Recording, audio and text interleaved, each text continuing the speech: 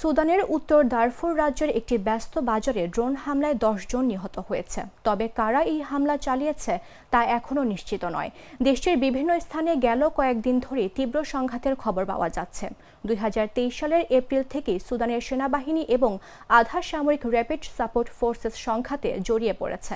ফলে হাজার হাজার মানুষ নিহত হয়েছে। প্রায় 1,20,00,000 মানুষ বাস্তুচ্যুত হয়েছে। ফলে বিশ্বের বৃহত্তম বাস্তুচ্যুতি ও ক্ষুধা সংকট তৈরি হয়েছে। সুদানের সেনাবাহিনী বা আরএফএস এর পক্ষ থেকে তাৎক্ষণিকভাবে এই হামলা সম্পর্কে কোনো মন্তব্য করা হয়নি। দক্ষিণ কর্ডোফান এবং রাজ্যের রাজধানী কাদোগলিতে সংঘর্ষ তীব্র আকারে ধারণ করেছে। সেখানে গত সপ্তাহে সেনাবাহিনী নিয়ন্ত্রিত শহর থেকে পালানোর চেষ্টা করার সময় ড্রোন হামলার 8 জন নিহত হন। কাদোগলিতে কর্মরত একটি মানবিক সংস্থার একটি সূত্র রোববার এএফপিকে জানিয়েছে যে নিরাপত্তা পরিস্থিতির কারণে বিভিন্ন মানবিক সহায়তা গোষ্ঠীগুলো তাদের সব কর্মীকে সরিয়ে নিয়েছে।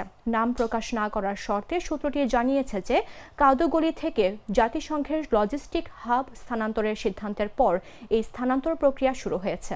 তবে সহায়তা কর্মীরা কোথায় গেছেন তা নির্দিষ্ট করে বলা হয়নি।